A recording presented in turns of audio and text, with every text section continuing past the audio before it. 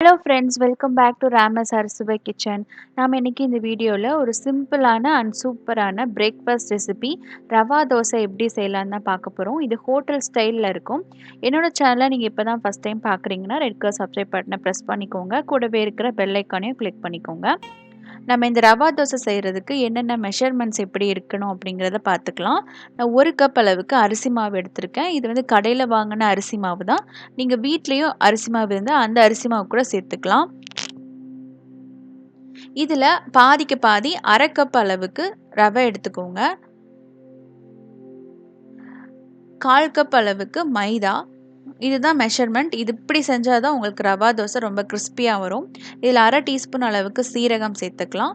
நறுக்குன கருவேப்பிலை, அதே மாதிரி நறுக்குன கொத்தமல்லி, பொடியாக நறுக்குன இஞ்சி சேர்த்துக்கோங்க. அதே மாதிரி பொடியாக நறுக்குன கேரட்டு, நீங்கள் பீன்ஸ் இருந்தால் கூட பொடியாக நறுக்கி கூட சேர்த்துக்கலாம். அதே போல் வெங்காயம் சேர்த்துக்கோங்க. பச்சை மிளகா நான் கம்மியாக தான் சேர்த்துருக்கேன். உங்கள் காரத்துக்கு ஏற்ற மாதிரி நீங்கள் சேர்த்துக்கலாம். நீங்கள் மிளகை கூட நீங்கள் தட்டி சேர்த்துக்கலாம், இன்னும் டேஸ்ட் நல்லாயிருக்கும். இதுக்கு தேவையான அளவு உப்பு சேர்த்துக்கலாம். எல்லாம் சேர்த்துட்டு நல்லா மிக்ஸ் பண்ணிக்கோங்க. ரவா தோசைக்கு அந்த தண்ணி பேட்டர் வந்து ரொம்ப தண்ணியாக இருக்கணும். அப்போனா தான் உங்களுக்கு தோசை கிறிஸ்பியாக வரும்.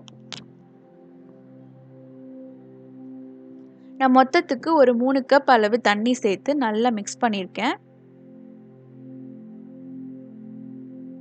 இது வந்து ஒரு 10 நிமிஷம் ஊறட்டும். ஏன்னா ரவை வந்து நமக்கு தண்ணியை நல்லா அப்சர்வ் பண்ணுற இது இருக்குது. அதனால் வந்து தண்ணி அப்சர்வ் ஆகிடும்.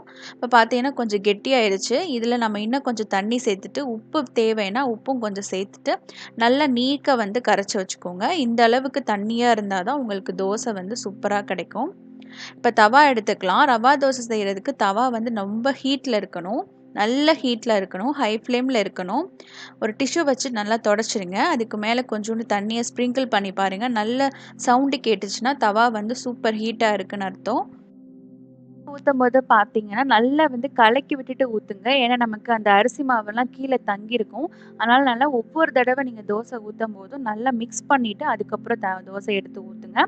இப்படி ஊற்றும்போது நல்லா சுற்றி ஊற்றுங்க. அந்த கேப்பெல்லாம் கொஞ்சம் கொஞ்சமாக ஊற்றி ஃபில் பண்ணிங்கன்னா சூப்பரான ரவா தோசை ரெடி. இதில் நல்லா வந்து ஆயிலை ஸ்ப்ரிங்கிள் பண்ணி நீங்கள் வந்து சுட்டு எடுக்கலாம். ரொம்ப சீக்கிரம் ரெடி ஆகிடும். இந்த தோசையை பார்த்தீங்கன்னா நீங்கள் ஹை ஃப்ளேமில் தான் சுடணும். மீடியம் ஃப்ளேமில் வச்சா அந்த அளவு கிறிஸ்பினஸ் உங்களுக்கு வராது.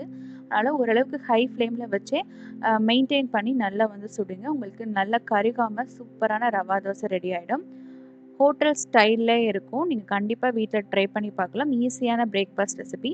இந்த வீடியோ உங்களுக்கு பிடிச்சிருந்துச்சு என்னோட சேனலை மறக்காமல் சப்ஸ்கிரைப் பண்ணிக்கோங்க. நெக்ஸ்ட் ஒரு சூப்பரான வீடியோவில் சந்திக்கலாம்.